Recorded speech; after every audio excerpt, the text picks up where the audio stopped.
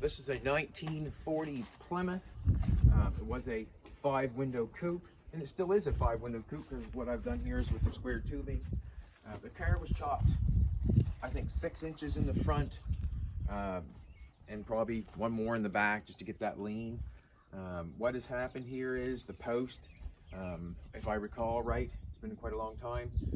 What happened here is around the back window and the post on the door, I welded the top of the door on the roof, I think. Yeah, I think I did. So this is what this is. This is the top of the door.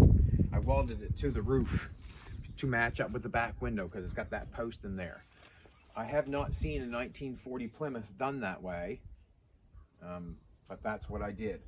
I welded the top of the door to the roof, which with the back window, when I cut that section and put it back in, I matched it up there.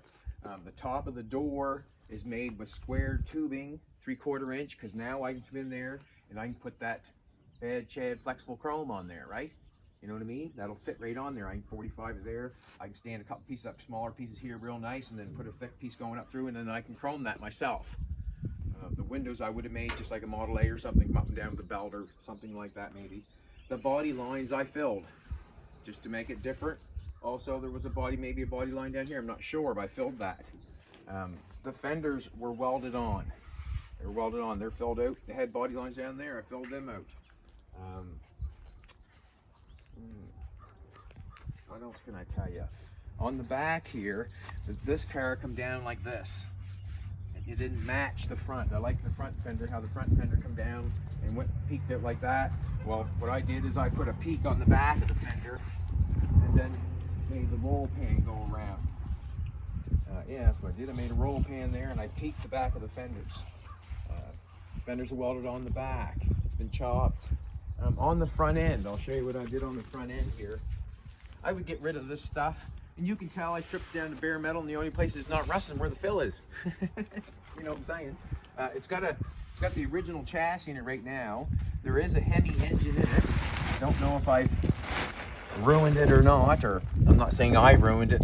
Just being here in the weather that we have, it just rips and tears. I mean, that tarp's a brand new tarp, and I tarped it up now. Look at it. But anyways, on the front end, the grill used to come out like that and down around. Well, I've changed that. I wanted a Nash looking grill on the front of it, and to get that look, I made my own. So it's another 3/4 inch square tubing that I can put that bad Chad flexible chrome on, and I can chrome that grill. Headlight, I'm not sure what I was going to do to that. I'm not sure yet. That's pretty well what that is. That's a 1940 Plymouth. I've got the hood inside. I've got a brand new floor in it.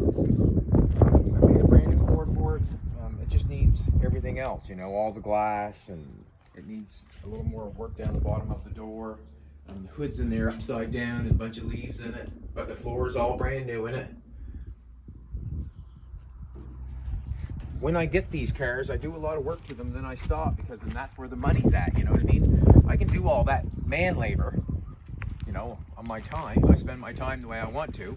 I can do all the man labor, but when it comes to doing the engine and the radiator, and just all the stuff that costs money that you do not see or you think about. This one here is 1949 Merc.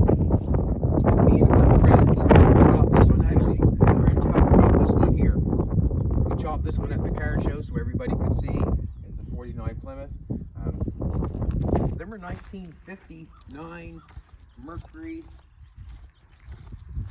taillights, I think. If you can tell, if you can see here, the quarter panel on this car, I'll show you the quarter panel on this car. I've explained it to a couple people, and they look at me like I got 4 heads, because I told them I put 75 Chev truck quarter panels on it. Well, that's what I have done. What I've done is I sectioned them here somewhere. Yeah, sectioned them, and then now I got this Chev quarter panel, this Chev truck quarter panel. I sectioned them, and then I made it fit the wheel well of the car. Now I've got this flare out here, and I've got all this work. A flare out here and a flare out here. And that means I could have carried it all the way up to the front fender, and I can put a leg pipe in there or something, you know what I mean? It's flared out there a little bit. And when I bought those quarter panels, they were $75 a piece. And I think you probably still get them for that. They're all punched out. It's a brand new piece of metal. And that's what I did. The quarter panels were junky on it. I wanted something different, and that's what I did. The top when we chop the top, it's a Mercury, it's a 49 Mercury. Everybody wants to do it just a little bit different, you know. Let's face it, nobody wants to build, or I do not want to build the car that everybody else has. But when I chop this one, I tried to do it a little bit different up in here, in the back window stuff, because this is a 4-door, obviously. When I seen Bo Huff's car that he chopped, the white one, I think it's Dixie Deluxe, I think it is. It's white. That chop on that car, I think, was the first chop I've ever seen on a Mercury that had the back window in it like this. And that's what I like, and that's what I took it from. That's what I see him do his that way. Because usually when you cut them off, it's got this thing come down here, and usually you just set it back down on you. Don't worry about it. You've chopped it, you're done. No, Bo went a little further and made that back window section look right. And he's forever probably changed the way a 4-door Mercury should be chopped. On the back here, you can see how I made the panels, or how we made the panels. I think we only had so much metal to do it with when we were doing it. But I see here on the back section, I got a couple pieces that are pieced together there.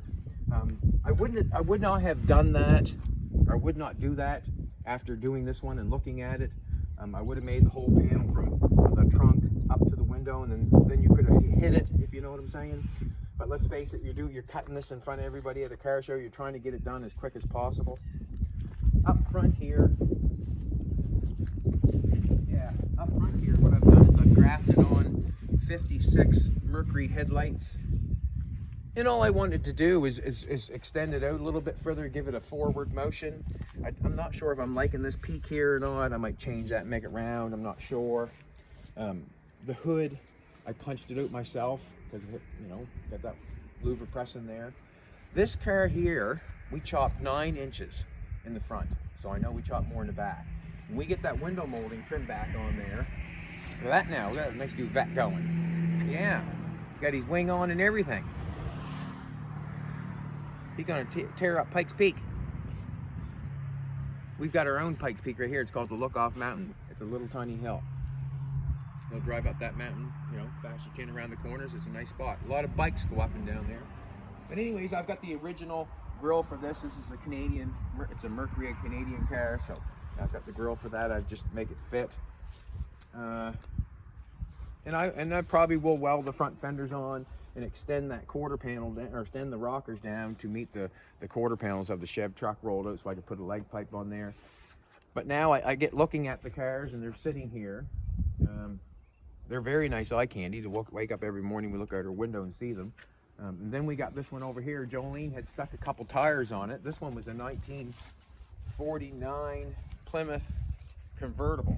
And let's face it, it was toast, or I wouldn't have cut it up like crazy like that. But what has happened is we were going to make it into sort of like a Porsche. And I started welding up, making quarter panels for it. I even posted some pictures of it one time. We spent a couple days on it. And Jolene has put the tires on the outside like that, and it's got me thinking it'd be kind of cool to have a car come sit on the ground and then take off. And then there's another group that has a car like that. There's a Nash. I spoke to the guy, I can't remember his name exactly, but he has the Nash that has the wheels on the outside. It's kind of cool. What you would do with something like that to make that car is you would set everything up, set the body on the ground, and then weld to it, if you know what I mean. All right, that's the junk for today.